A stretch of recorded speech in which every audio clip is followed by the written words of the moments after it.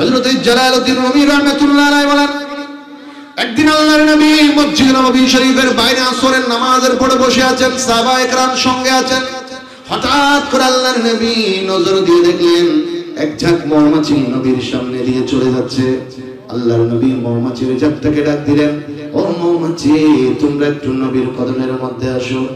আমার বাবার হযরত সুলাইমান আলাইহিস সালাম যদি পিঁপড়ার সঙ্গে কথা বলতে পারে, আমার নবী ওই মৌমাছির সঙ্গে কথা বলার ক্ষমতা আছে না নাই?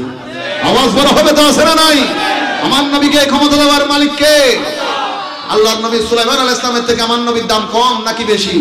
আপনি বলেন কম না বেশি? আল্লাহর নবী যখন ডাক দিলেন, মৌমাছির যেটা রাজা ছিল সেটা আমার নবীর কদমের মধ্যে আসলেন, সালাম দিলেন। গভীর মনোযোগ আমার বাবারা। হযরত জালালউদ্দিন রুমি রাহমাতুল্লাহ আলাইহি হাদিস কানা নোট করছেন মুসনাদ শরীফে।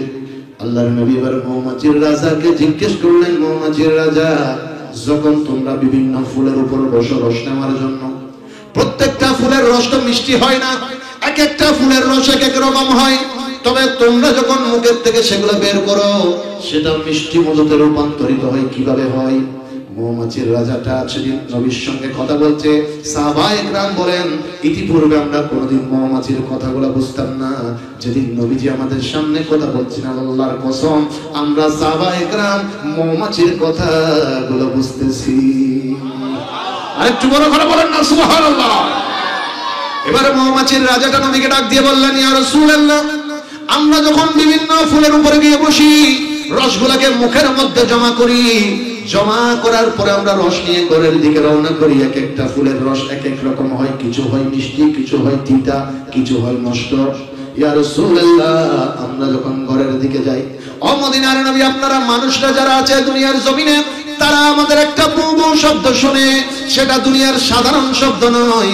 ও মদিনার রাসূল, আমরা আমাদের বাসায় মুখের মধ্যে রসগুলোকে নিয়ে আপনি নবীর উপরে দরুদ শরীফ পড়তে থাকি।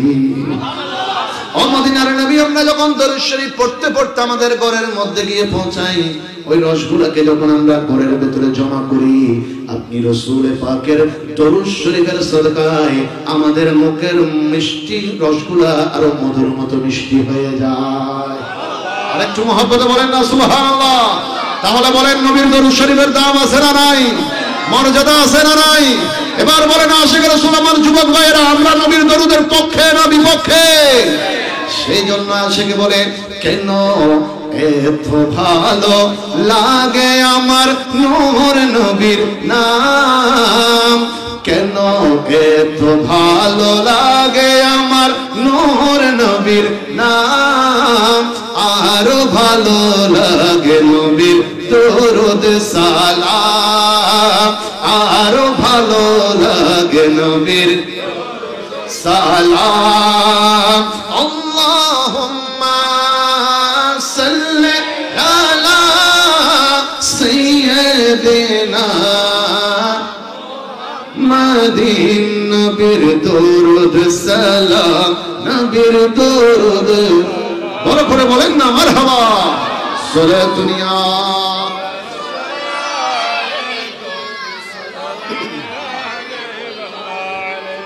মুআজ্জাজ হাজিরিন, বলেন, নবীকে যে চিনে নাই তার মতো দুর্ভাগা আর কেউ হতে পারে? আমি ব্যক্তিগতভাবে মনে করি, নবীকে যে চিনে নাই সে আল্লাহর প্রকৃত সৃষ্টির মধ্যে পড়ে না। কারণ নবীর কারণে এত দামি হওয়ার পরও নবীকে যদি না চিনি, দেখেন যখন দেখবেন কোন মানুষের জ্বর হয়েছে, তখন যদি আপনি মিষ্টি কিছু খাওয়াই দেন, সেটাও কি লাগবে? কথা হন নবাদি, কি লাগবো? তিতে লাগবো। কিয়া অত জ্বরের হারানে মুখ কে গিয়ে তিতে গিয়ে তো মধু হাবাইলো তিতে, চিনি হাবাইলো তিতে, চা হাবাইলো তিতে, আপেল হাবাইলো তিতে, যা হাবাইলো তা তিতে, হতে কিয়া হতে জ্বরে মুখ নষ্ট করে দিয়ে ব্যাকিং তিতে গিয়ে। তো কেউ যদি নবীর দরুদ লয় মস্কারি করে, মনে করিবেন অন্তরের ভিতর কি নাই? ঈমান নাই। প্রকৃতপক্ষে যার ভিতরে ঈমান আছে তার তো নবীর দরুদ শরীফ নিজের জানাত বেশি পছন্দ লাগবে। কথা হন ঠিক কিনা? এই নাম হলো ঈমান। মুআজ্জাজ হাজিরিন, এবার শোন, গভীর মনোযোগ। আল্লাহ রাসূল সাল্লাল্লাহু তাআলা আলাইহি ওয়াসাল্লাম যেতে মক্কাতুল মুকাররমার মধ্যে ইসলামের ঘোষণা দিয়ে, ইন্নাদ দীনা ইনদাল্লাহিল ইসলাম, আল্লাহর কাছে মনোনীত একটা মাত্র ধর্ম, সেটার নাম কি? আওয়াজটা বড় করেন না, সেটার নাম কি? ইসলাম। শান্তির নাও শান্তি। কথা বলেন, শান্তি নাও শান্তি। শান্তির ধর্ম। প্রকৃত যারা ইসলাম প্রেমী তাদের মনটা সবসময় ইসলামের প্রতি শান্তি হিসেবে থাকবে। সে অন্য কাউকে আঘাত করবে না, অন্য কাউকে কষ্ট দিবে না, অন্য কারো উপর জুলুমও করবে না। কথা বলেন ঠিক কিনা? এটাই মদিনার নবীর আদর্শ, আল্লাহর ওলিগণের আদর্শ। আপনারা আল্লাহর ওলিদের জীবনী দেখেন, বিভিন্ন জায়গায় দেখেন, বিভিন্ন আল্লাহর ওলিগণ বিভিন্ন রকম কষ্টের মধ্যে ছিলেন, কিন্তু কোনোদিন ওনারা অন্য কারো উপর গিয়ে জুলুম করেন নাই। কথা বলেন ঠিক কিনা? এবার দেখেন আল্লাহর নবী ইসলামের দাওয়াত দিচ্ছেন, শুরু করেছেন। একজন ইহুদি শুনেছে নবী এসেছে, তিনি চিন্তা করলেন আমি তো তাওরাত পড়েছি, মুসা কালিমুল্লাহর উপর যে কিতাব এসেছে আমি জানি নবীর চরিত্র কি হতে পারে, নবী কেমন হতে পারে। বলেন আমি একটু নবী দেখবো, নবী পরীক্ষা করব। রাস্তা দিয়ে রওনা করেছেন নবীকে পরীক্ষা করার জন্য। আপনারা একটু জবান খুলে বলবেন পরীক্ষা কি সহজ করে হয় না কঠিন করে হয়? রাস্তা দিয়ে হাঁটছেন, চিন্তা করছেন কিভাবে করলে নবীর জন্য কঠিন হবে এই পরীক্ষা। হঠাৎ দেখলেন একটা ছোট্ট গুইসাপের বাচ্চা রাস্তা পার হচ্ছে, তাকে দৌড়লেন, দৌড়ার পর লাঠি দিয়ে যতটুকু সম্ভব বাড়ি দিলেন। এবার কি এই বাচ্চাটা কিসের বাচ্চা? গুইসাপের ছোট্ট একটা বাচ্চা মারা গেছে। কাপড় চোপড় পেঁচিয়ে বুকের মধ্যে নিলেন। ইহুদি ওইটা নিয়ে নবীর সামনে এসে দাঁড়ালেন। মনোযোগ, নবীকে ডাক দিয়ে বললেন আপনি কি সত্যি সত্যি নবী? আমার নবী ডাক দিয়ে বললেন আমি শুধু নবী নই, নবীদের নবী। আরেকটু বড় করে বলেন না সুবহানাল্লাহ। আমি শুধু রাসূল নই, সাইয়্যিদুল মুরসালিন, রাসূলদের ইমাম। ইহুদি বললেন তাহলে বলেন আমার বুকের ভিতর কি আছে, কাপড় চোপড় বেড়ায় কি আনলাম? আমার নবী বললেন আমি না বলে তুমি যাকে নিয়ে এসেছো সে যদি বলে আমি নবীকে, এসিটাকে মানুষ কথা না বুঝতে সুবহানাল্লাহ আর বড় করে মাঝে হন নওয়াজে সুবহানাল্লাহ। জিবরিল এসেছিল হইলে আই নবী হন কেন করিবে? ইহুদি মনে মনে হদিবে করবো কেন হাম তো সারি দি মরানা জিয়াতা অনাবাজি মরানা জিয়াতা তো মরা জিনিস কথা হইতে পারিব না, লড়িতে পারিব না। মদিনা ওয়ালা নবী শাহাদাত আঙ্গুল মোবারক ইশারা দিলেন। ওই আঙ্গুল মোবারকটাকে আমার মতো আপনার মতো এই আঙ্গুল মোবারকটা আকাশের চাঁদের দিকে এইভাবে একবার টান দিয়েছেন, আকাশের চাঁদ নিজের কলিজাকে দুই ভাগ করে দিয়েছে। সূর্য ডুবে গেছে, মাওলা আলী নামাজ পড়বে, এইভাবে আঙ্গুল মোবারক জমিন থেকে উপরের দিকে টান দিলেন। ডুবন্ত সূর্য নবীজি যতটুকু আঙ্গুল মোবারক টান দিয়ে তুলেছেন ডুবন্ত সূর্য ততটুকু উঠে গেছে। তাহলে বলেন আঙ্গুল মোবারকের দাম বলেন না আছে না নাই? সেই জন্য আলা হযরত বড় চমৎকার করে বলেছেন सूरज उठे पाँव पलटे चार इशारे से हो चार अंधे नजदी देख ले कुदरत रसूलुल्लाह की सर दुनिया।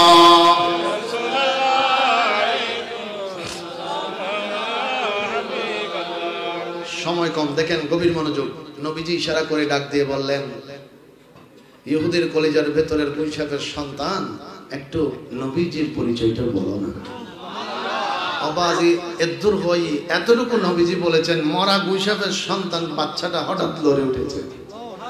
মরা জিনিস লড়লি মানুষ ডরে না, না ডরায়? অন্নবাজি ডরে না, না ডরায়? সারি দিয়ে বেরো জমিন। এই যে এলাকার ভিতরে আতিককে ধরুন আল্লাহ ব্যাকরণের হায়াত দক বুঝবে লহদি ওগো জওয়ান মিকে ভাই মারা গিয়ে তিন বন্ধু মিলি চিন্তা করলো তার বন্ধুর তারা জীবন আরা চলাফেরা করছে, আর আজ গোসল গান শেষ গোসল বন্ধুর হারা দিও।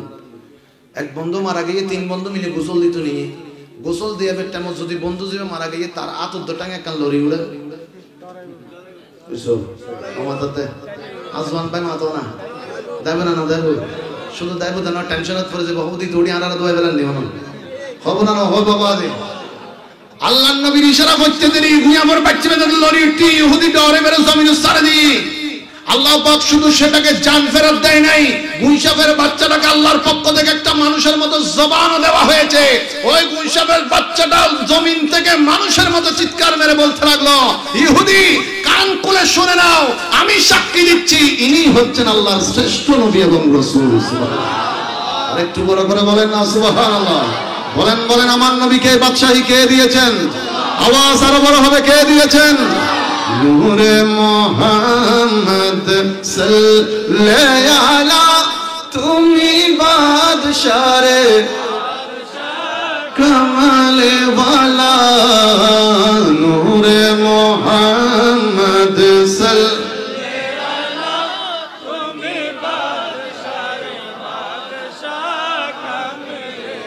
तोड़ने वाला नबी बचाने वाला ठीक ना तोड़ने वाला नबी बचाने वाला तुम्ही बादशाह बादशाह कमले वाला तुम्ही बादशाह बादशाह कमले वाला नूरे मोहम्मद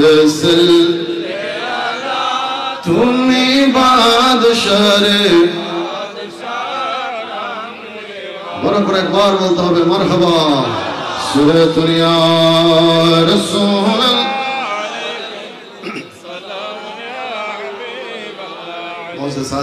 এবার একটু মনোযোগ দেন এই মাসটা মেরাজ শরীফের মাস কত বলেন ঠিক কিনা রজব মাস হাদিসে মুবারাকার মধ্যে এসেছে রজবু শাহরুল্লাহ এই রজবটা হচ্ছে আল্লাহর মাস সুবহানাল্লাহ বলবেন না যারা যুবক ভাই আছেন বন্ধু হিসেবে আপনাদের খেদমতে একটা হাদিস রেখে যেতে চাই আল্লাহ রাসূল সাল্লাল্লাহু তাআলা আলাইহি ওয়াসাল্লাম তিরমিজি শরীফের মধ্যে বলেছেন যেই ব্যক্তি রজবকে সম্মান করে ইজ্জত করে মহব্বত করে কমপক্ষে একটা রোজা যে ব্যক্তি এই রজব মাসে রাখবে আল্লাহর পক্ষ থেকে তাকে এমন সওয়াব দেওয়া হবে যাতে সে সারা বছর রোজা রেখেছে সুবহানাল্লাহ আমার যুবক ভাইদের প্রতি হাত জোড় করে আমার বিনীত অনুরোধ আমরা চেষ্টা করব যাদের শরীর সুস্থ আছে ভালো আছে একেবারে কমে একেবারে না পারলেও কমপক্ষে একটা রোজা রাখবেন আল্লাহর নবী আরো বলেছেন জান্নাতের মধ্যে একটা নহর আছে নদী আছে নালা আছে যেই নদীর নাম হচ্ছে রজব যেই নদীর পানিগুলো মধুর চাইতে মিষ্টি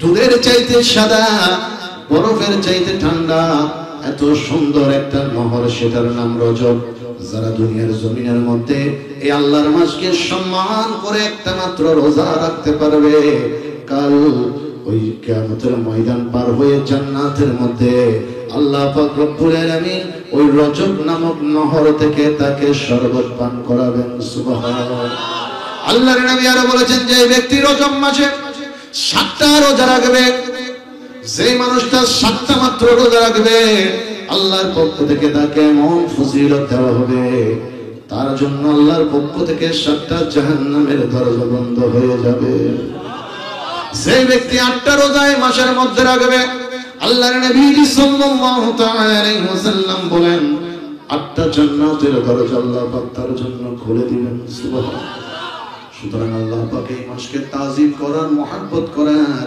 ইজ্জত করার আমাদের সবাইকে তৌফিক দান করুন আমিন আমার বাবারা দেখেন এই মেরাজের রজনী মেরাজ সম্পর্কে অনেক আলোচনা শুনেছেন আমি ডিটেইলসের কোনো আলোচনায় যাব না তবে মুখ্য কিছু বিষয় যেটা আল্লাহর ওলির সঙ্গে নিসবত আছে আমি সেটাই জানাতে চাই আল্লাহর নবীর মেরাজ শরীফের মধ্যে গেলেন মেরাজ শরীফ থেকে এসে আল্লাহর নবীজি সর্বপ্রথম সাহাবায়ে কেরামদের আগে আবু জাহেলকে নবী জানিয়ে দিলেন আমি মেরাজ শরীফে গিয়েছি গতকাল রাতে আমি নবী মেরাজে গিয়েছি আমি জান্নাত দেখেছি জাহান্নাম দেখেছি বাইতুল মুকাদ্দাসে গিয়েছি সেখান থেকে সিদরাতুল মুনতাহায় গিয়েছি সিদরাতুল মুনতাহা থেকে রফরফে করে আমি আল্লাহর দিদার আর শাজিমের মধ্যে গিয়েছি লা মকানে গিয়েছি লা মানি না মকান মানি জায়গা যেখানে কোনো জায়গা নাই আমি সেখানে গিয়েছি সুবহানাল্লাহ আল্লাহর নবী কথাগুলো আবু জাহেলকে বলছিলেন আর বলছিলেন আবু জাহেল আমি আল্লাহর দিদার পেয়েছি আল্লাহকে দেখেছি এক রাতের ভেতরে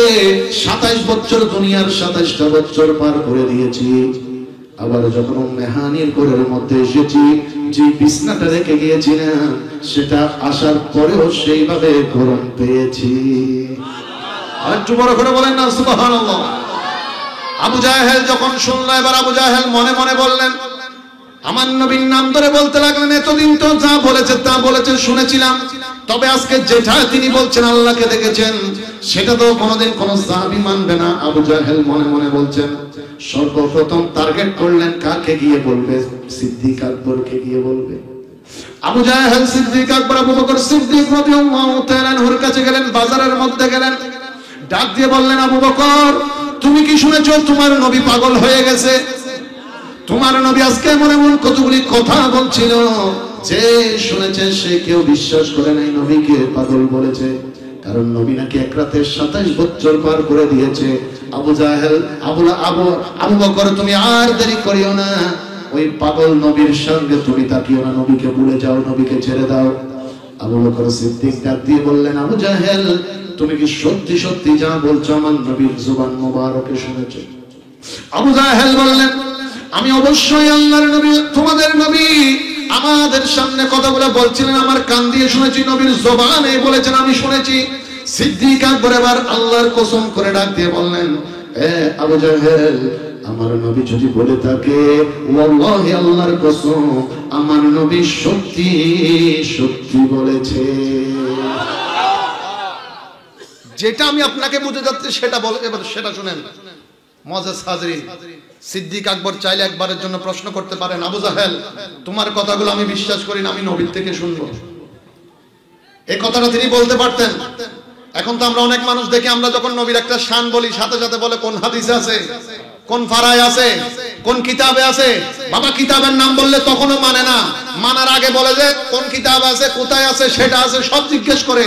বলতে আমার আপত্তি নাই, তবে আমি যেটা বোঝাতে চাচ্ছি, সিদ্দিক আকবর কোন মুসলমানের কাছে মেরাজের কথা শুনে নাই। কাফেরে আযম, সবচাইতে বড় কাফের আবু জাহেলের জবানে শুনেছে। সিদ্দিক আকবর একবারও বলে নাই আমি আল্লাহর নবীর কাছে গিয়ে প্রশ্ন করব, আমি কোন সাহাবীকে জিজ্ঞেস করব, দলিল খুঁজবো, বলে নাই, বলে নাই। আবু জাহেলের জবানে শুনে সিদ্দিক আকবর সেটাকেই মেনে নিয়েছেন, কারণ সেখানে নবীর শান আছে। আল্লাহর নবীর শান মানে ঈমান। বড় করে বলুন সুবহানাল্লাহ। আল্লাহু আকবার।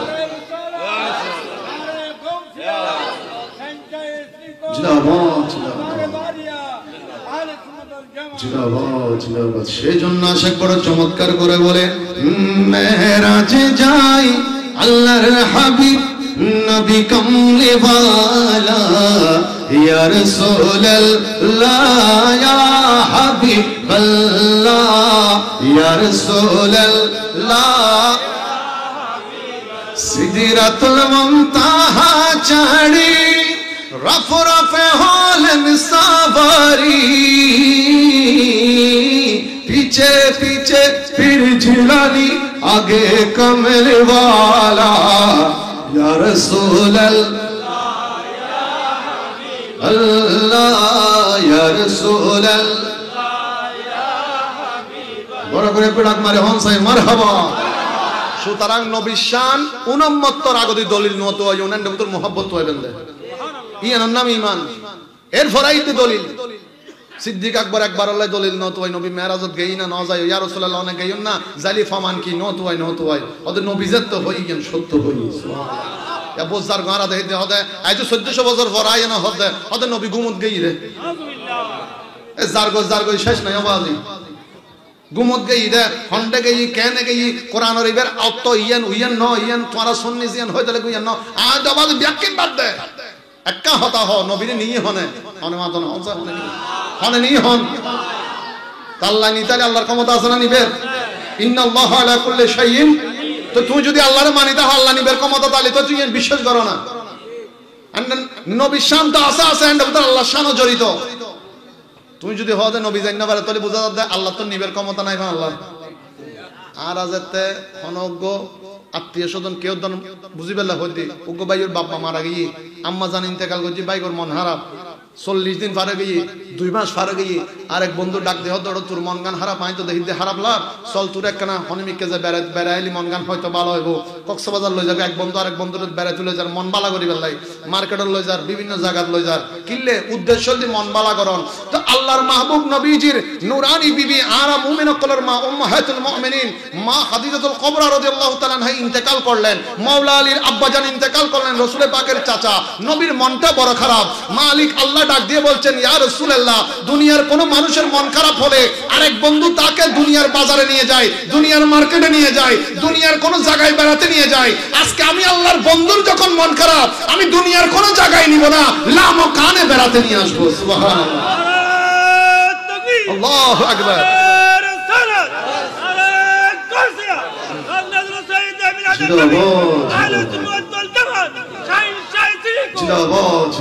আমার বাবারা গভীর মনোযোগ।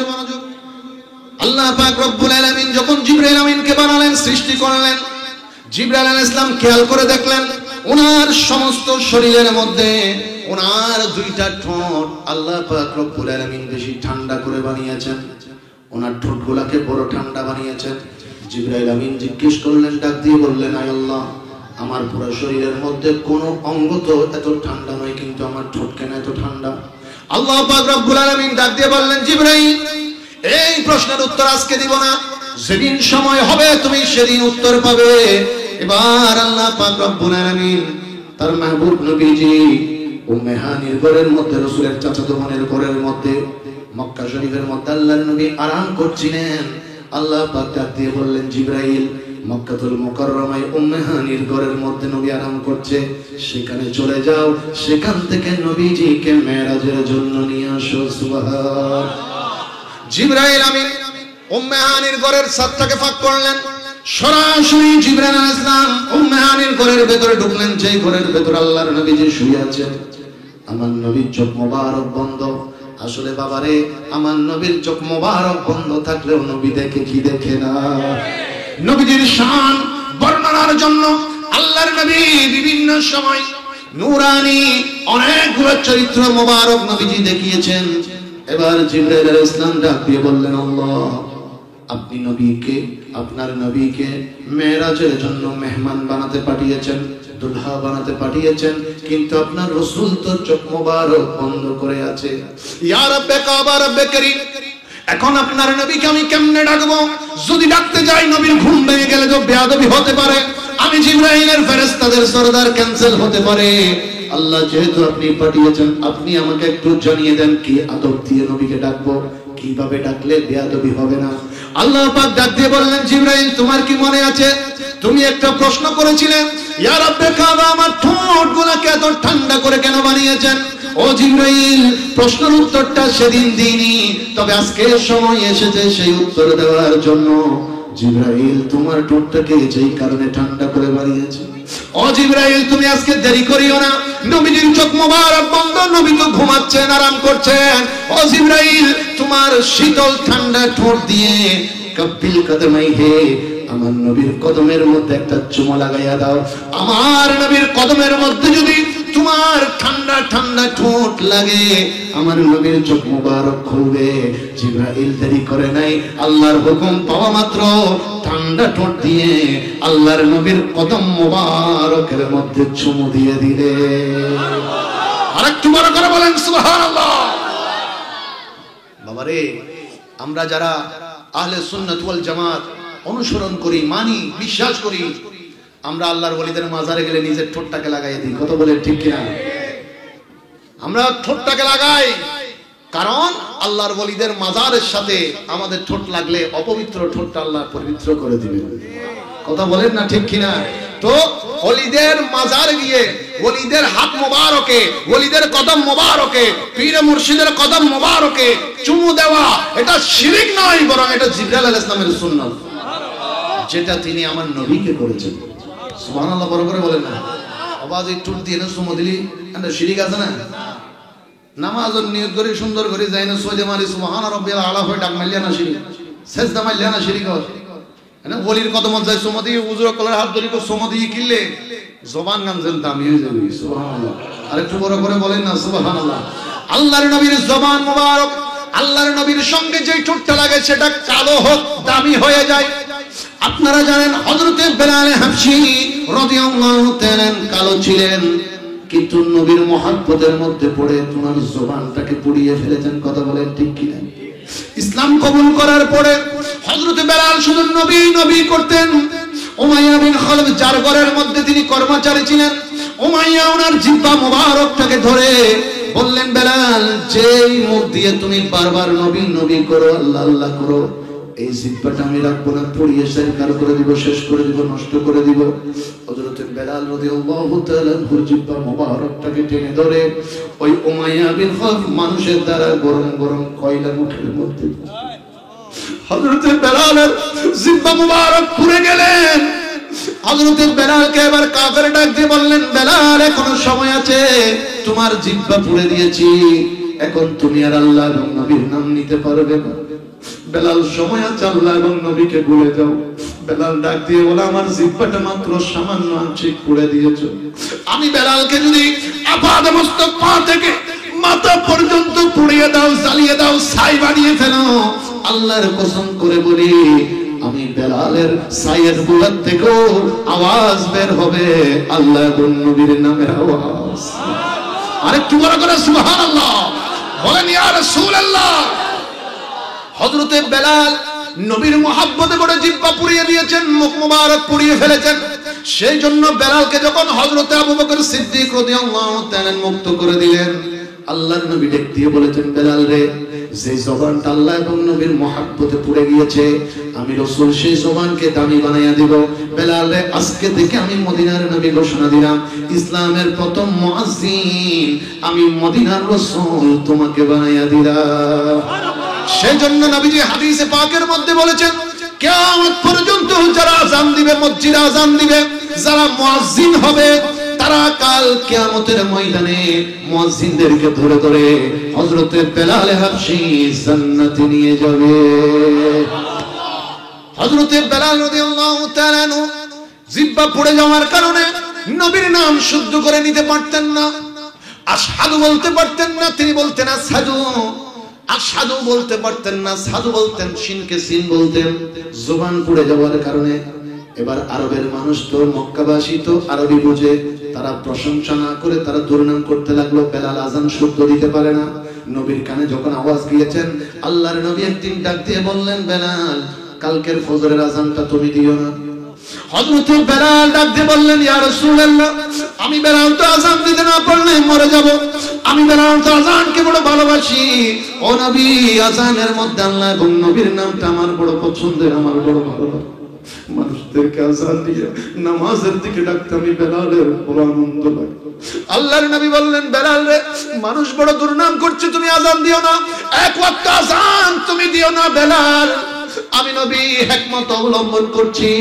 বেলাল যখন বুঝতে পারলেন তিনি আযান দিলেন না, অন্য একজন সাহাবায়ে কেরামদেরকে দিয়ে আযান দিলেন।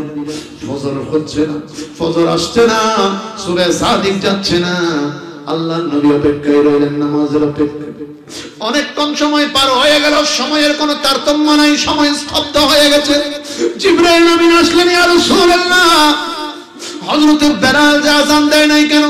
নবীজি বললেন ও হযরত জিবরাইল, আল্লাহর নবীর এই মসজিদে নববী শরীফের মধ্যে তো আযান হয়ে গেছে, বেলাল দেয় নাই, তবে অন্য কেউ দিয়েছে। এবার জিবরিল বললেন ইয়া রাসূলুল্লাহ, আকাশের চন্দ্রটা আল্লাহর দরবারে ফরিয়াদ জানিয়েছে, আল্লাহ যতক্ষণ বেলাল আযান দিবে না ততক্ষণ আমি চন্দ্র আসমান থেকে যাব না।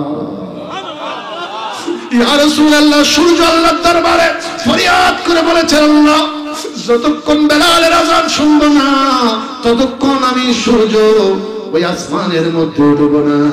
ইয়া রাসূলুল্লাহ, আপনি একটু বেলালকে দিয়ে আযান দিয়ে দেন, কারণ লামাকানের খোদা রহমত এমন ভাবে বেলালের উপর পড়েছে, বেলাল আযান দে জমিনে বেলালের আযান শোনা যায় আরশ আজিমে।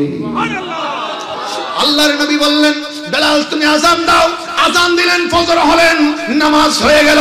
এবার আশিকরা জিজ্ঞেস করলো বেলাল তুমি আযান দাও জমিনে, তোমার আযান কেমনে লামাকানে শোনা যায় আরশ আজিমে শোনা যায়? বেলাল ডাক দিয়ে বললেন আমার জবানের কোনো দাম নাই, মর্যাদা নাই, তবে আমার কালো জবানটা দিয়ে, কালো কালো ঠোঁটগুলোকে দিয়ে, এই পুরা জবানটা দিয়ে, নষ্ট জবান দিয়ে আল্লাহর নবীর কদম মোবারকের বৃদ্ধাঙ্গুল মোবারকটা একদিন চুষে দিয়েছিলাম। আমি বেলালের জবানটা যেদিন থেকে আল্লাহর নবীর নূরানি কদমের মধ্যে জিহ্বাটা লাগিয়ে দিয়েছি, আল্লাহ এমন দামি বানিয়ে দিয়েছেন, আমি আযান দিই জমিনে আর আমার আযান শোনা যায় আরশ আজিমে। আরেকটু বড় করে সুবহানাল্লাহ বলেন, নবীর গোলামের দাম আছে না নাই? মর্যাদা বাড়িয়ে দেন কে? আরো বড় করে বলেন কে? নবীজির গোলামের, নবীজির গোলামের কোনো চিন্তা নাই, চলো নবীজির ওই জান্নাতে মদিনাতে যায়, চলো নবীজির ওই জান্নাতে জান্নাতে মদিনা। বড় করে বলেন না মারহাবা। আসলে একখান জিনিস প্রমাণিত, এই মানুষ খালক, তবে নবীর তাজিম যদি অন্তরত থাকে ইবে দামি। সুবহানাল্লাহ। এতাল্লাই আর মানুষের ভিতরে মানুষ আর হালা দিলে হয়তো বলছনে কিনা করে, কিন্তু আসলে আল্লাহর দরবারের মধ্যে রঙর হন কিনাই দাম। আল্লাহ সাহেবদের বান্দার ঈমান হারগান মজবুত, এই ঈমানের দাম। সুতরাং নবীর তাজিম যার অন্তরত আছে, জিবে হতাবাত্রা হইতেন নবীর শানে আদবলে হতা হইব, মনে করবেন আদবের ভিতরে ঈমান। আমি বড় একবারে বিশাল বড় একজন আলোচক, কোটি কোটি আর বক্তমরি এলো ইফারে, কিন্তু নবীর শানের শব্দ চয়ন যদি সুন্দর নয় তরিবাজি এই আলোচকের হনমূল্য নাই। ওনারা ঈমানই আমাদের বড় দামি জিনিস। টিয়া পয়সা দম দৌলত দেখ, কিন্তু ওনারা ব্যাখ্যা জানেন নতুন করে বইবের কিছু নাই। দেখ জমিনত থাই যাবে বই উমারে ওকে ফকেটও থাকতো না, একখান সুতো নিবেন না, কথা ঠিক কিনা? যে হরব ফিটে বইবের মধ্যে পর্যন্ত শিলাই নাই। আল্লাহ পাক মানুষের বুঝাই দিয়ে দেয়, ও বান্দা এন এক ঘরের মধ্যে তুই ঢুকবি, খুব মনোযোগ, ডানে মাটি, বাঁয়ে মাটি, সামনে মাটি, পিছে মাটি, উপরে মাটি, নিচে মাটি। আপনি সারা জীবন কথা বলেছেন চতুর্দিকের কথা। আল্লাহর নবী বলছেন এমন এক ঘর তোমার জন্য তৈরি আছে যেটার ষষ্ঠ দিকে মাটি, দরজা নাই, জানালা নাই, কাঁথা নাই, বালিশ নাই, কম্বল নাই। পৃথিবীর জমিন থেকে সুই পরিমাণ সাররা পরিমাণ যাওয়ার মতো কোনো জায়গা নাই। এমন এক ঘরে আমাকে আপনাকে থাকতে হবে, এমন এক ঘরে আমাকে আপনাকে যেতে হবে। বাবা ইন্তেকাল করেছে, সন্তান বাবাকে খাটের মধ্যে তুলেছে, ডান দিকে বড় ছেলে ধরেছে, বাম দিকে মেজো ছেলে ধরেছে, পিছনে ভাইয়ের ছেলেরা ধরেছে, বোনের ছেলেরা ধরেছে, বাবাকে নিয়ে যাচ্ছে কবরস্থানের দিকে। বাবা যখন ওই কবরস্থানে যাওয়ার পথে যখন বাবা খাটিয়ার ভেতর থেকে দেখতেন ডানে বাঁয়ে সব তো আমার আপনজন, বাবা হয়তো মনে মনে বলছেন আমার এই সন্তানগুলো আমার সাথে মনে হয় কবরে যাবে, আমার আত্মীয়রা মনে হয় আমার সাথে কবরে ঘুমাবে, কবরে থাকবে। কবরের পার পর্যন্ত জানাজার পরে নিয়ে যাওয়ার পর পশ্চিম পারে রেখে দুই সন্তান কবরের ভেতরে নেমে পড়েছে। বড় যত্ন করে আজকে বাবাকে কোলের মধ্যে নিয়ে শোয়া দিচ্ছে। সন্তানটা কোনোদিন বাবাকে কোলে নেয় নাই, তবে আজকে বড় যত্ন করে ওই কবরে বাবাকে শোয়া দিচ্ছে, যাতে বাবা কষ্ট না পায়, যাতে বাবা আঘাত না পায়, যাতে বাবা আঘাত না পায়, বাবার যেন কোনো কষ্ট না হয়। বড় সুন্দর করে বাবাকে শোয়া দিলেন। বড় ছেলেটা উঠে গেছে, ছোট ছেলেটা এখনো কবরে আছে। বাবা কবরের ভেতরে চিন্তা করছে আমার ছোট্ট ছেলেটা মনে হয় আমার সঙ্গে কবরে থাকবে। আপনারা বলেন কবরে কি সঙ্গী হিসেবে কেউ থাকবে? এমন এক ঘর যেখানে সঙ্গী নাই, সাথী নাই, বিবি নাই, সন্তান নাই, মা নাই, বাবা নাই, বন্ধু নাই, আত্মীয় নাই, স্বজন নাই। ওই কবরের মধ্যে ছোট্ট ছেলেটা বাবার গিটগুলা খুলে দিচ্ছে, মাথার গিট খুলে দিল, কোমরের গিট খুলে দিল, পায়ের গিট খুলে দিল। ছোট্ট ছেলেটা যখন কবর থেকে উঠে যাচ্ছে, বাবাটা কবরের ভেতর থেকে চিৎকার মেরে বলতে লাগলেন, হে আমার সন্তান, দুনিয়ার জমিনের এমন এক ঘরে তুমি আমাকে রেখে চলে যাচ্ছ। তোমার জন্য কত কিছু রেখে আসলাম, টাকা রেখে আসলাম, জমি রেখে আসলাম, গাড়ি রেখে আসলাম, বাড়ি রেখে আসলাম, জায়গা জমি রেখে আসলাম। এই কবরের জগতে কেমন করে সময় কাটবে? সন্তান কোনো উত্তর দিতে পারে না। সন্তান শুধু একটা বাক্য বলে দিয়েছে, বিসমিল্লাহে ওয়া আলা মিল্লাতে রাসূলিল্লাহ। ও বাবা, দুনিয়ার কোনো বন্ধুর নামে নয়, আত্মীয়ের নামে নয়, স্বজনের নামে নয়, বিবির নামে নয়, আপনাকে আজকে এই কবরে শোয়া দিয়েছি মদিনাওয়ালা নবীর মিল্লাতের উপরে, মদিনাওয়ালা ওয়ালি নবীর নাম মুবারকের মিল্লাতের উপরে। এই কথা বলতে দেরি ওই বাবা পেরেশান কবরের ভেতর মদিনাওয়ালা এসে ডাক দিয়ে বলল, উম্মত তুমি টেনশন করিও না, তুমি চিন্তা করিও না। ওই দেওয়ান হাটের জমিনে রাতের ঘুম হারাম করে নবী নবী করে পাগল হয়েছিলে, চোখ খুলে তাকিয়ে দেখো যেই কবরে কেউ আসে নাই সেই কবরে মদিনাওয়ালা এসে গিয়েছি। সুবহান।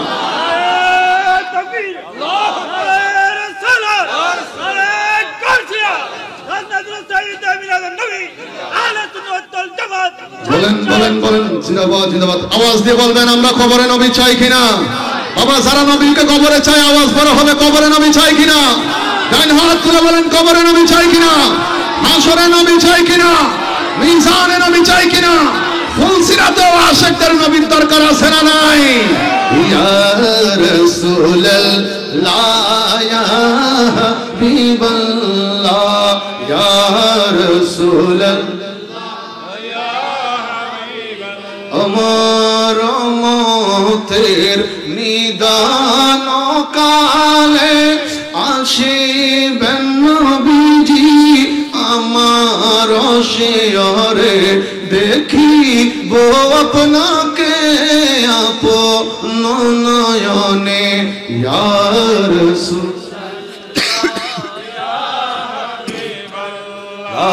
ইয়া রাসূল গোসল করাইয়া কাফন পড়াইয়া রাখিবে যখন কবরে শোয়াইয়া। ঠিক না? আজকে যখন আমরা অনেকে গোসলে যাচ্ছি, ঘরের মধ্যে বিবি থাকলে বিবিকে, মেয়ে থাকলে মেয়েকে বলি গোসল করে এসে ভাত খাবো, ভাতগুলোকে টেবিলে রেডি করে রাখো। এমন এক গোসল আমার আপনার জন্য তৈরি হয়ে আছে, সেই গোসলের পরে কোনোদিন কেউ ভাতের জন্য ডাকবে না। ঠিক গোসল করাইয়া কাফন পড়াইয়া রাখি বেজকন কবরে শোয়া লইয়া গোকুলে গোলাম বলিয়া ইয়া রাসূলুল্লাহ ইয়া রাসূলুল্লাহ। বড় করে বার বলেন মারহাবা। সালাতুন ইয়া রাসূলুল্লাহ সালাতুন ইয়া রাসূলুল্লাহ আলাইকুম আসসালাম। আমার বাবারা গভীর মনোযোগ, আমি আলোচনা গুছিয়ে নিলাম।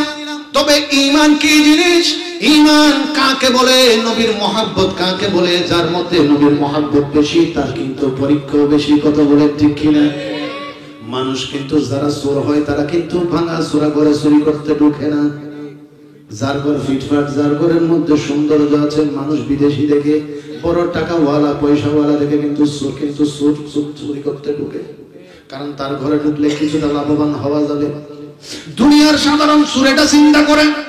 আর যে ব্যক্তি ইমানদার, যার মনের মধ্যে ঈমান আছে, নবীর ভালোবাসা আছে, শয়তান কিন্তু তার পিছনে লেগে থাকে। যার ভিতরে ঈমান নাই তার পিছনে শয়তান হয়, কারণ বলে যে খালি করে আমি ঘুরে কোনো ফায়দা। কিন্তু যার ভিতরে ঈমান আছে আমি তার পিছনে ঘুরবো, কারণ তাকে যদি একটা বেঈমানি কাজ করাইয়া দিতে পারি। যেমন আজকাল বর্তমানে অনেক বড় বড় মাহফিল, লাখ 5 লাখ 10 লাখ মানুষ হচ্ছে, ঈমান নিয়ে মানুষ যাচ্ছে, কিন্তু কয়েকটা কথার জবাব ঠিক বলে দিতে গিয়ে ঈমানটা কিন্তু মুহূর্তের ভেতরে চলে যাচ্ছে। কথা বলেন ঠিক না? এমন মাহফিলে যাওয়ার দরকার নাই যে মাহফিলে ঈমান নিয়ে যাবে, ঈমান নষ্ট হয়ে যাবে। কারো বদনামের কোনো প্রয়োজন নাই। তবে একটা কথা আপনি মনে রাখবেন, যার ভিতরে নবীর ভালোবাসা আছে, আদব আছে, তার ভিতরে ঈমান আছে, তার সঙ্গে চলে ঈমানওয়ালা হওয়া যায়। কারণ পৃথিবীর জমিনের মধ্যে এই যে আল্লাহ পাক রব্বুল আলামিন শয়তানদের 6.5 লক্ষ বছর সেজদা দিয়েছে, আল্লাহ আবা ওয়াস্তাকবারা ওয়া কানা মিনাল কাফিরিন বলে বললেন, আল্লাহ বললেন তোর এই সেজদার কোনো দাম নাই, তুই আমার নবীর আদব করস নাই, নবীকে ইজ্জত করস নাই, সম্মান করস নাই। যেখানে নবীর আদব নাই, সম্মান নাই, সেখানে ওই ইবাদতের কোনো দাম নাই। আবু জাহেল নাম কিন্তু আবু জাহেল ছিল না, নাম ছিল আবুল হেকাম। আবুল হেকাম জ্ঞানীদের পিতা, নাম ছিল। উটের গোবর গুলাকে নাকের মধ্যে দিলে কয়দিন পুরানো, এত এলম ছিল, সেটাও বলতে পারতো, এত জ্ঞানী ছিল। কিন্তু নবী না চিনার কারণে, নবীকে না বোঝার কারণে আল্লাহর পক্ষ থেকে ডাক দেওয়া হয়েছে আবু জাহেল। জ্ঞানীদের ফিতার থেকে সরাসরি নামিয়ে মূর্খদের ফিতা বলে ঘোষণা দেওয়া হয়েছে। ঠিক কিনা? আমার বাবা, এবার আমার যুবক ভাইরা একটু মনোযোগ দেন। আল্লাহর নবী হিজরত করে মদিনাতুল মুনাওয়ারায় গেলেন। একজন সন্তান ছিল যার নাম আবু খুরসাফা। বাবা দুনিয়ার জমিনের মধ্যে ছিল না, মা ছিল। ঘরের থেকে নিজের চাচারা ঘর থেকে বের করে দিয়েছে, যাওয়ার মতো কোনো জায়গা ছিল না। ছোট্ট 12-13 বছরের ছোট্ট একটা ছেলে মাকে নিয়ে খালার বাড়িতে গিয়ে উঠলেন। খালার স্বামীর ঘরের মধ্যে অনেক টাকা পয়সা। এই আবু খুরসাফা ছোট্ট ছেলেটা খালার জামাইয়ের কিছু কাজকর্ম করে দিত, ছাগলগুলোকে চারণ ভূমিতে নিয়ে যেত, বিনিময়ে মা এবং ছেলেকে কিছু খাবার দাবার দিত, থাকতে দিত। এই সুযোগটা শুধু 12-13 বছরের ছোট্ট ছেলে, এখানে অনেকেও থাকতে পারে, আপনার ঘরের মধ্যে আপনার সন্তানও হতে পারে। একটু গভীর মনোযোগ দিয়ে কথাগুলো শুনবেন। আল্লাহর নবী মসজিদে নববী শরীফ তৈরি করলেন, ইসলামের ঝান্ডা উড়াচ্ছিলেন, মদিনাতুল মুনাওয়ারায় হিজরত করে আসলেন। আবু খুরসাফা ফজরের বেলা কিছু ছাগল নিয়ে রওনা করলেন, চারণভূমির দিকে যাবে। ছোট্ট ইতিম ছেলেটা তার ছাগলগুলোকে নিয়ে রওনা করলেন। হঠাৎ করে যাওয়ার সময় মাছ বরাবর মাছ পথে যাওয়ার পরে একটা ছাগল তার ওই পাল থেকে ছোট একদিকে দৌড় দিয়েছে। আবু কুরসাফা 12-13 বছরের ছোট্ট ইয়াতীম ছেলেটা তার অন্য ছাগলগুলোকে এক জায়গার মধ্যে বাঁধলেন। ওই ছাগলটার পিছনে পিছনে দৌড়তে শুরু করলেন ধরার জন্য। ওই ছাগলটা দৌড়তে দৌড়তে আল্লাহর নবীর মসজিদে নববী শরীফ পর্যন্ত পৌঁছে গেছে। আবু কুরসাফা পিছনে পিছনে যেতে যেতে ওই ছাগলের কাছাকাছি গিয়ে পৌঁছেছে। আবু কুরসাফা নজর দিয়ে দেখলেন ওই মসজিদ নববী শরীফের ভেতর থেকে আমার রহমতুল লিল আলামিন নবী বের হচ্ছে। সুবহানাল্লাহ। 12-13 বছরের ছোট্ট একটা ইয়াতীম ছেলে দূর থেকে আমার নবীজিকে একটাবার দেখলেন। এই ছোট্ট ছেলেটা নবীকে দেখে আমার নবীর প্রেমের মধ্যে দিওয়ানা হয়ে গেছে। ছোট্ট ছেলেটা নবীকে দেখলেন, ছাগলটাকে নিলেন, চলে গেলেন, নবীর কাছে যায়নি। মানুষের কাছে জিজ্ঞেস করলেন এত চমৎকার সুন্দর এত নূরানি সুরতের মানুষটাকে। মানুষ ডাকতে বললেন তিনি মুসলমানদের নবী, মক্কা শরীফে ছিলেন, সেখান থেকে হিজরত করে এসেছেন। আবু কুরসাফা নবীর সহিত পরিচিতিগুলো নিয়ে নিলেন, ঘরের মধ্যে চলে গেলেন। চারণভূমিতে ছাগল চড়ানোর পরে রাতের বেলা যখন বিছানার মধ্যে এসে শুইলেন, ছোট্ট 13 বছরের এতিম ছেলেটা ছোট্ট একবার বন্ধ করলে সঙ্গে সঙ্গে আমার দয়াল নবীর চেহারা দেখে। আরে কি বড় করে বলেন না সুবহানাল্লাহ। চোখ বন্ধ করলে নবী দেখে আবু কুরসাফা অস্থির হয়ে গেল। কখন ফজর হবে, কখন ফজর হবে, কখন সূর্য উঠবে, আমি আবার কখন ঘর থেকে বাইরে যাওয়ার সুযোগ পাবো, আর কখন আরেকটা নজর আমি মুসলমানদের নবীকে দেখব। ওই নবীর চেহারাটা এত সুন্দর, হুসনে জামালের মুস্তাফা এত সুন্দর করে আল্লাহ দুনিয়ার জমিনের নবীকে পাঠিয়েছে।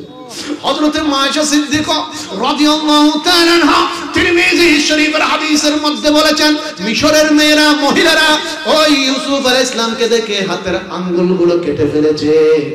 আর মায়েশা বলতে লাগলেন আল্লাহ আমার নবীকে এত সুন্দর করে পাঠিয়েছেন, আল্লাহর কসম বদরের ময়দানে সাহাবায়ে কেরাম আমার নবীকে দেখে দেখে নিজের গর্দান কুরবান করে দিয়েছে।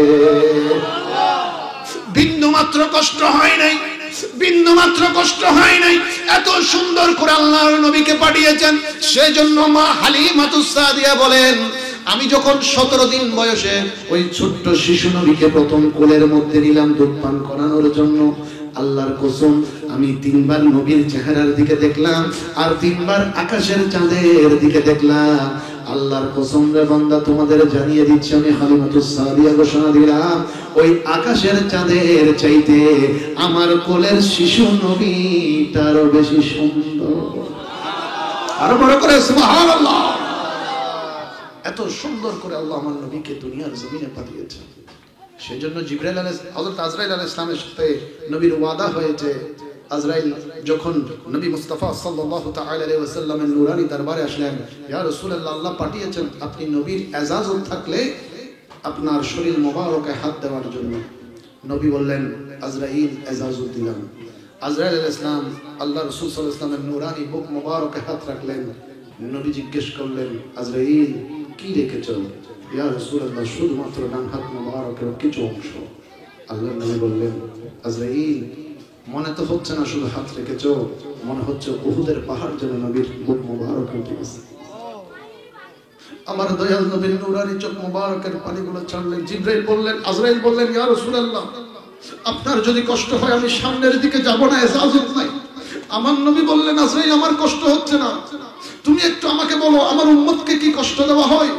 আজরাইল বললেন ইয়া রাসূলুল্লাহ পৃথিবীর জমিনে যদি সহজ করে আমি কোন নবীর কাছে এসে থাকি, শুধুমাত্র আপনার কাছে এসেছি, এর চাইতে সহজ করে যাওয়ার কোন কারো কাছে আর হুকুম ছিল না। আল্লাহর নবী বললেন আজরাইল তবে তাহলে আজকে একটা কাজ করো, যত মওতের কষ্ট আছে ইন্তেকালের কষ্ট আছে সব আমি নবী মুস্তাফাকে দিয়ে দাও, আমার উম্মতকে তুমি কোনো কষ্ট দিও না। আজরাইল আমার উম্মতকে কষ্ট দিও না, উম্মতের কষ্ট আমি নবী সহ্য করতে পারবো না। আজরাইল এবার নবীর হাত মোবারক ধরলেন, ইয়া রাসূলুল্লাহ ওয়াদা দিচ্ছি, আমি আজরাইল কোন নবীকে ওয়াদা দিই নাই, আপনি নবীকে আজকে ওয়াদা দিচ্ছি, পৃথিবীর জমিনে যখন আপনার কোন উম্মতের ঘরে ঢুকবো সর্বপ্রথম তার কলবের দিকে দিকে নজর দিব। ওই কলবের ভিতরে আপনার ভালোবাসা আছে কিনা, ওই কলবের ভিতরে আপনার জন্য তাজিম আছে কিনা, ওই কলবে আপনার জন্য কোনো বেয়াদবি আছে কিনা। যদি আপনার প্রতি আদব থাকে, মহব্বত থাকে, আল্লাহর কসম নবী ওয়াদা দিচ্ছি, একটা ময়দার ডাল থেকে একটা লম্বা চুল বের করতে যেমন কোনো কষ্ট হয় না, আমি আপনার চেহারা মুবারক তার সামনে রেখে ওইভাবে আরাম করে করে তার জানটা কবজ করে বের করেছিল।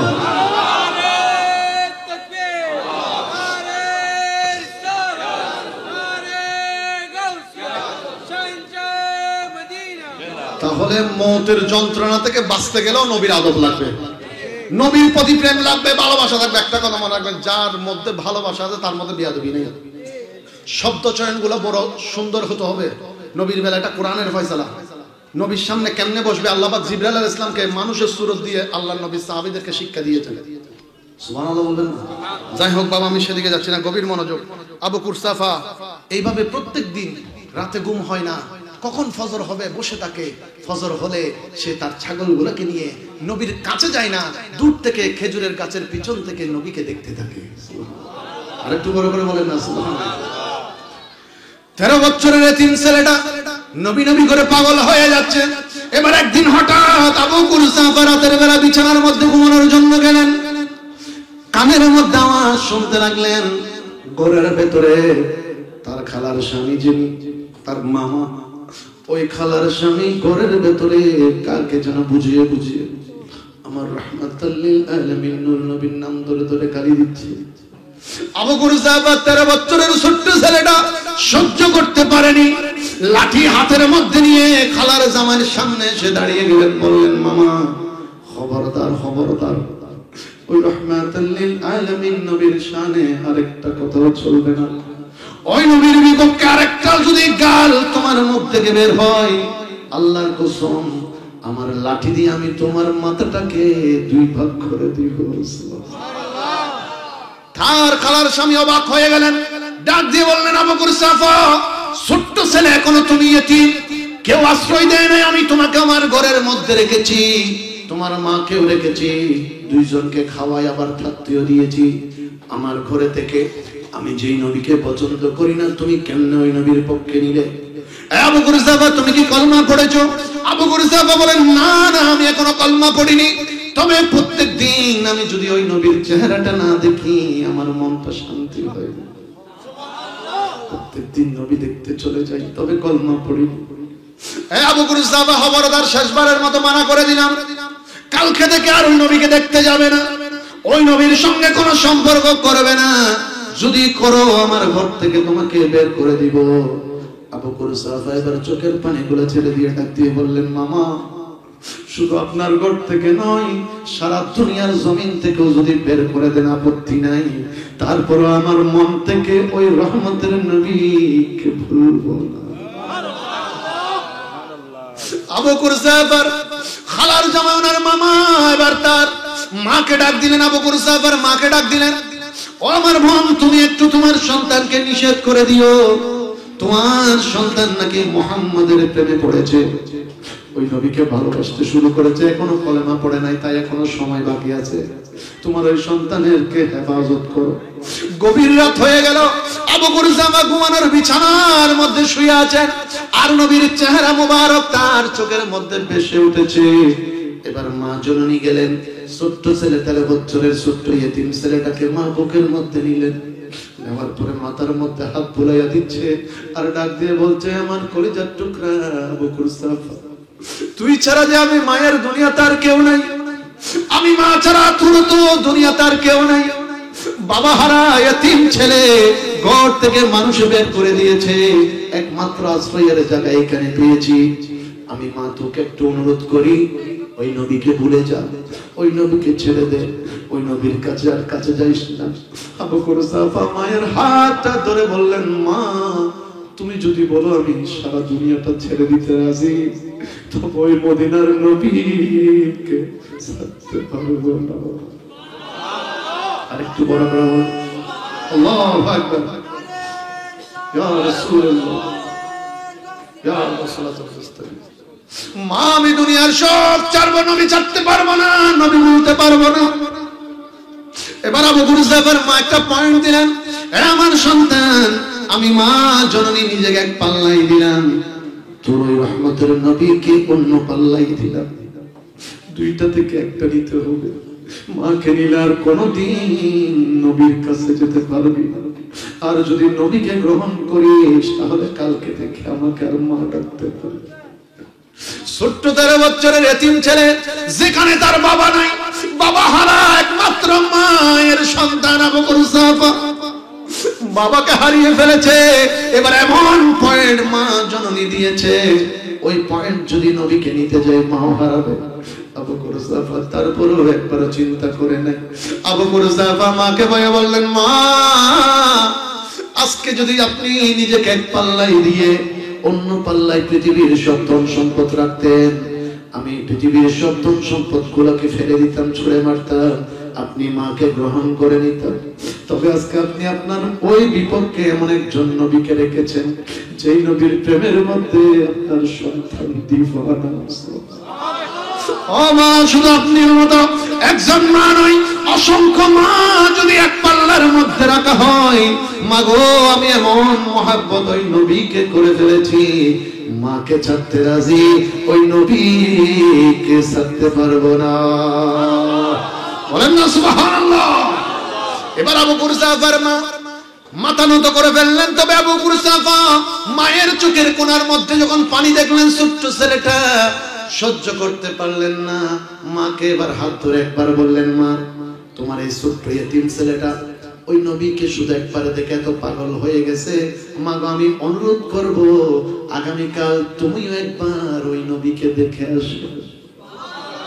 আর একটু বড় করে বলেন না, মা গো তুমি আর একবার, শুধু একবার ওই নবীকে দেখতে যাও। যদি তোমার কাছে ওই নবীকে ভালো না লাগে, আমি এতটুকু ওয়াদা দিচ্ছি আমি আর নবীর কাছে যাব না। তবে তোমার যদি ভালো লাগে আমি অবশ্যই যাব, তুমিও যাবে। মা মনে মনে বললেন, এটা আর কঠিন কি, এটা তো সহজ বিষয়। আমি কালকে নবী দেখতে যাব, আসার পরে বলবো নবীকে আমার ভালো লাগে নাই। ফজর বেলা হয়ে গেল, মা এবং খালা নবী দেখার জন্য রওনা করলেন। ছোট্ট আবু বকর সাফা 13 বছরের ছেলে, মা এবং খালার পিছনে পিছনে দৌড়ে দৌড়ে যায়। মা খালার সামনের দিকে যাচ্ছে নবীকে দেখার জন্য। আবু বকর সাফা মরুভূমির বালির উপরে সিজদার মধ্যে পড়ে ছোট্ট ছেলেটা চোখের পানি ছেড়ে দিল। ডাক দিয়ে বললেন, আয় আল্লাহ, আমি আবু বকর সাফা, আমার কোনো ক্ষমতা নাই, আমার কোনো যোগ্যতা নাই, তবে আয় আল্লাহ আমার মা এবং খালাকে তোমার নবীর দরবারে পাঠানোর দায়িত্ব ছিল আমার। আল্লাহ তাদের দুইজনের তকদির পরিবর্তন করার দায়িত্ব তোমার। আরেকটু বড় করে বলেন সুবহানাল্লাহ। আল্লাহ আমার দায়িত্ব আমি পালন করেছি, এবার তোমারটা তুমি করো। সুবহানাল্লাহ। একটু বড় করে বলেন না সুবহানাল্লাহ। এবার ফজর গিয়ে দুপুর হওয়া শুরু করলো। সূর্য আস্তে আস্তে পশ্চিম মাঝখানের আকাশের দিকে চলে যেতে লাগলো। আবু বকর সাফা অপেক্ষায় রইলেন, মা খালা এখনো আসে না। এবার দুপুর গড়িয়ে বিকাল হতে শুরু করেছে। আবু বকর সাফা দাঁড়িয়ে আছে, দেখছে দূর থেকে দুইজন মহিলা কাছে আসতে লাগলো। আবু বকর সাফা ছোট্ট ছেলেটা দৌড়তে দৌড়তে সামনের দিকে গেল। যাওয়ার পরে খালাকে জিজ্ঞেস করলো, খালা তাড়াতাড়ি বলো না মদিনাওয়ালা নবীকে কেমন লেগেছে, সৃষ্টির শ্রেষ্ঠ নবীকে কেমন লেগেছে, পৃথিবীর বাদশা নবীকে কেমন লেগেছে, দুই জাহানের বাদশাকে কেমন লেগেছে, দুই জাহানের সরদারকে কেমন লেগেছে। খালা উত্তর দেওয়ার আগে মা ডাক দিয়ে বলতে লাগলো, হে আমার সন্তান, ওই নবীকে দেখতে গিয়েছিলাম ঠিক, তবে মনের মধ্যে হিংসা নিয়ে গিয়েছিলাম, বিদ্বেষ নিয়ে গিয়েছিলাম। মনে করেছিলাম নবীকে দেখলেও পছন্দ হবে না, ভালো লাগবে না। তবে রায়না রাজুলান ইজা তাকাল্লামা হারাজা মিন ফিহি নূরুন, এমন এক নবীর দরবারে গেলাম, তিনি আমাদের সাথে কথা বলছিলেন, আর ওনার মুখ থেকে এক একটা নূর মুবারক বের হতে লাগলো। সুবহান।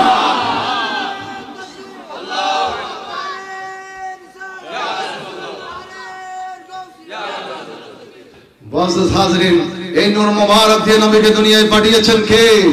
আওয়াজটা বড় করেন না, আর কে? সেই জন্য আশেকে বলে, নূর নবী এসেছে, নূর নিয়ে এসেছে, নূর নবী এসেছে, নূর নিয়ে এসেছে, তাই বলে সারা জাহান আলোকিত হয়েছে, তাই বলে সারা জাহান হয়েছে আসসালাতু রাসূলুল্লাহ আসসালাতু আসসালামু আলাইকা ইয়া আসসালাতু আসসালাম আসসালাতু আসসালামু আলাইকা ইয়া বড় করে বলেন না মারহাবা। সব কিছুর বাদশাহী দেওয়ার মালিক কে? বিশেষ করে আমরা যারা মুসলিম জাতি আছি, মুসলমানরা আছি, আমাদের বিশ্বাস একটা গাছের পাতা নড়লেও হুকুমটা কার? আল্লাহর হুকুম ছাড়া নড়ার কোনো ক্ষমতা নাই। খুব মনোযোগ আমার কথাগুলো, খুব ইম্পর্টেন্ট এই কথাগুলো। মজেস হাজরিন, ভারতের মধ্যে অনেক রাজা বাদশার নাম আমরা শুনেছি। বিশেষ করে আমরা আমাদের ইয়ং জেনারেশনে যারা আছে, আমরা টিপু সুলতান নামে একজন বাদশার কথা শুনেছি। ওই বাদশাহ, তাকে ক্ষমতা কে দিয়েছেন? আল্লাহ। আল্লাহ না দিলে কিন্তু বাদশাহী পাওয়ার সুযোগ। এবার দেখেন খুব মনোযোগ, তিনি মরে গিয়েছেন, ওনার বাদশাহী আছে? কথা বলেন না কেউ? আপনারা ওনাকে স্মরণ করেন? ওনার নামে কেউ ফাতিহা দেয়? ওনার জিয়ারতের নিয়তে কেউ কোনো দোয়া করে?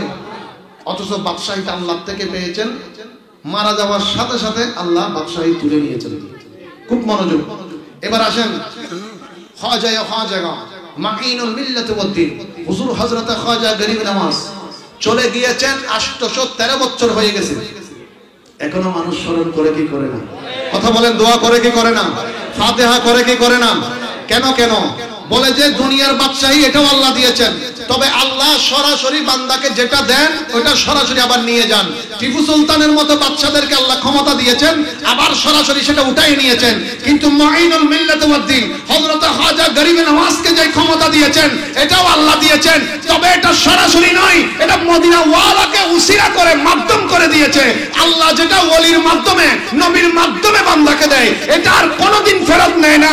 কারণ আল্লাহর ওলির মাধ্যমে, নবীর মাধ্যমে যেটা দেন এটা ফেরত নিতে আল্লাহ লজ্জাবোধ করে। তাই আজকে 800 বছর পার হয়ে গেছে, এখনো গরিব নওয়াজকে মানুষ স্মরণ করছে। সুবহানাল্লাহ। সেজন্য যখন চাইবেন ওলির ওসিলা দিয়ে চান, নবীর ওসিলা দিয়ে চান, যেটা পাবেন এটা আল্লাহ কোনোদিন ফেরত দিবে না। অনেক মানুষ দেখবেন সকালবেলা 50,000 টাকার মালিক, রাতে হইতে হইতে টাকা শেষ। এরকম হয় কি হয় না? এটা দেওয়ার মালিক আল্লাহ, কিন্তু আল্লাহ যেটা সরাসরি দিবেন সরাসরি নিয়ে যাবেন। কিন্তু আল্লাহ যখন আল্লাহর কোনো বন্ধুর মাধ্যমে দেন, এটা ফেরত নিতে আল্লাহ বলছে আমি লজ্জাবোধ করি।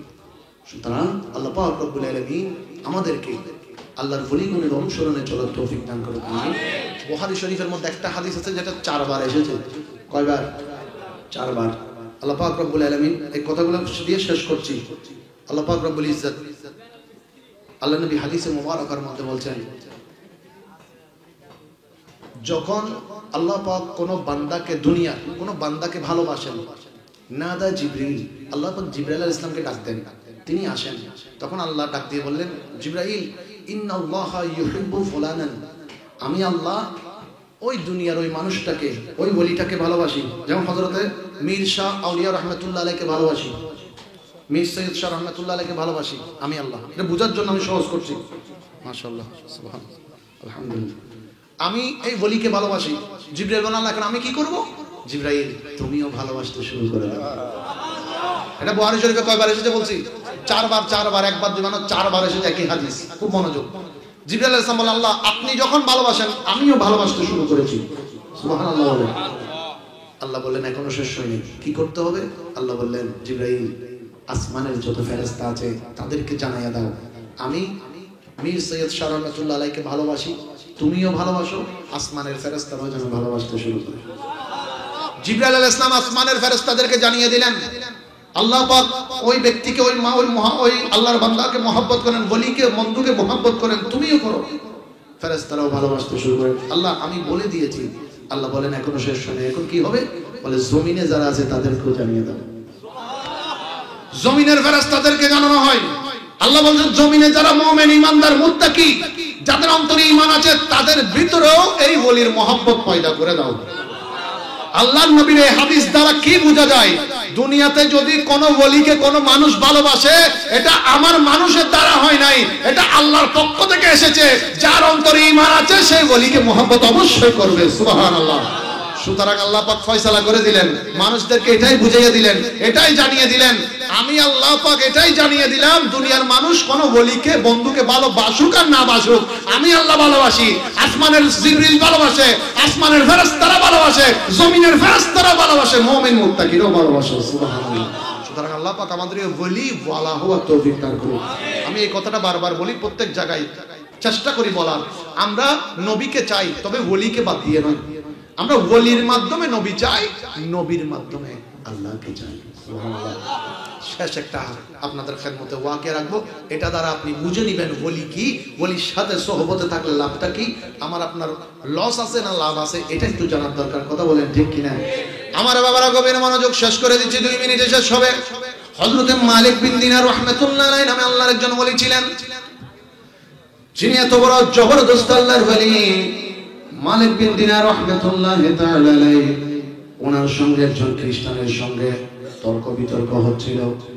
খ্রিস্টান বলে আমাদের ধর্ম ঈসা ধর্ম সেরা, ঈসা ধর্ম দামি, একমাত্র হক ধর্ম। আল্লাহর ওলি মালিক বিন দিনার রাহমাতুল্লাহি আলাইহি বলেন, নয় নয়, ইন্নাদ দীনা ইনদাল্লাহি ইসলাম, আল্লাহর কাছে একমাত্র সত্য ধর্ম হচ্ছে ইসলাম। সুবহানাল্লাহ। এবার দুইজনের মধ্যে তর্ক শুরু হয়ে গেল, যুক্তি দেওয়া শুরু হলো। এবার হযরতে মালিক বিন দিনার রাহমাতুল্লাহ একটা পয়েন্ট লাগলেন, সামনে আগুন জ্বালানো হোক।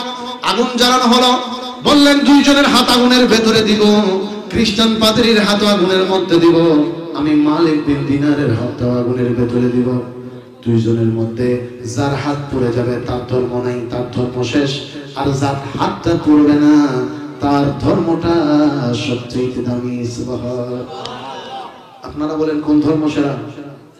বলেন না, কথা বলেন কোন ধর্ম? হক ধর্ম কোনটা? ইসলামই একমাত্র মনোনীত ধর্ম। আমার বাবারা, আমি শেষ করছি, গভীর মনোযোগ। এবার মালিক বিন দিনার রাহমাতুল্লাহ আলাইহির সঙ্গে ওই খ্রিস্টানের হাতটা বেঁধে দেওয়া হলো, রশি দিয়ে বাঁধা হলো। দুইজনের হাত বাঁধার পরে আগুনের কুণ্ডলীর ভেতরে হাত দুটো দেওয়া হলো। খ্রিস্টানের হাত এবং আল্লাহর ওলির হাত মোবারক একসঙ্গে বেঁধে দেওয়া হলো। অনেকক্ষণ ভিতরে ছিল, কিছুক্ষণ পরে সেখান থেকে হাতটা বের করা হলো, কারো হাত পড়ে নাই। আল্লাহর ওলি হযরতে মালিক বিন দিনার রাহমাতুল্লাহ আলাইহির হাত মোবারক পড়ে নাই, ওই খ্রিস্টান পাদ্রীর হাতও পড়ে নাই। মালিক বিন দিনার রাহমাতুল্লাহ আলাইহি একটু অবাক হলেন, আল্লাহ, এটা কেমন কথা?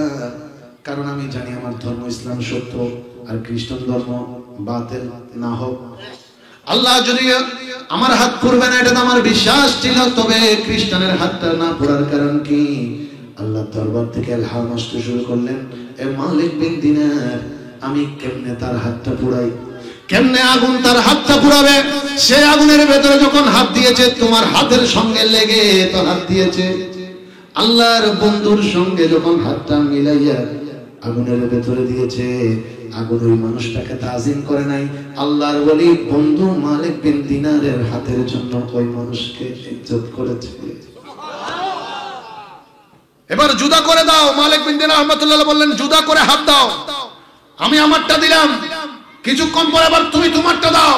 এবার একটু করে হাত দিতে না দিতে সে আগুনের জলসাকে হাতটা সরিয়ে ফেলেছে।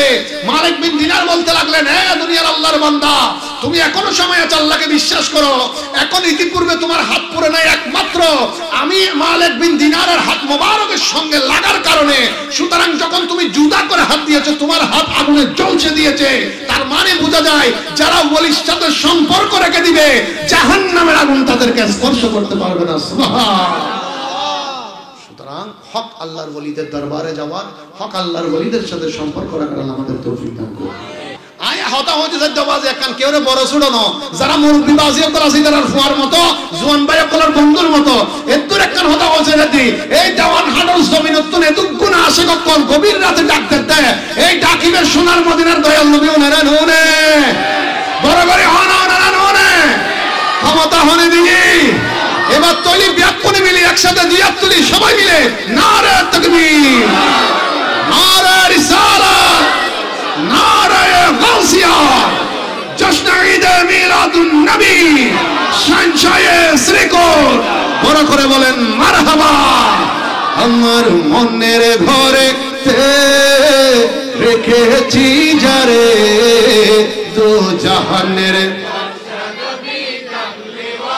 রে দো জাহানের বাদশা নবী রে আমার দয়াল নবী রে মায়ার নবী রে আমার দয়াল নবী আমার মায়ার নবী রে দো জাহানের বাদশা নবী রে দো জাহানের বাদশা নবী মোরা যদি ডানাওয়ালা ওই মদিনা দেখার লাগে ও কথা বলেন ঠিক কিনা মোরা যদি ডানাওয়ালা পাখি হতাম ওই মদিনা দেখার লাগে হৃদয় জুড়ে দেখতাম আমি নয়ন ভরে দো জাহানের কমলে वाला রে তো জাহানের বাদশা নবী বরাবর একবার বলবেন মারহাবা আমি বাহার সিগন্যাল কাপ্তার রাস্তার মাথা বাড়িয়া দরবার শরীফ থেকে সৈয়দ মোহাম্মদ সাইদুল বারি আপনাদের খেদমতে দোয়ার জন্য এসেছি আপনারা দোয়া করবেন আল্লাহ পাক যেন সুন্নিয়তের ময়দানে নিরহংকার নিরলসভাবে সুস্থতার সহিত খেদমতটুকু করে যাওয়ার তৌফিক দান করেন আমিন ওয়া আখির দাওয়ানা আলহামদুলিল্লাহি রাব্বিল আলামিন আসসালামু আলাইকুম ওয়া রাহমাতুল্লাহি তাআলা ওয়া বারাকাতুহু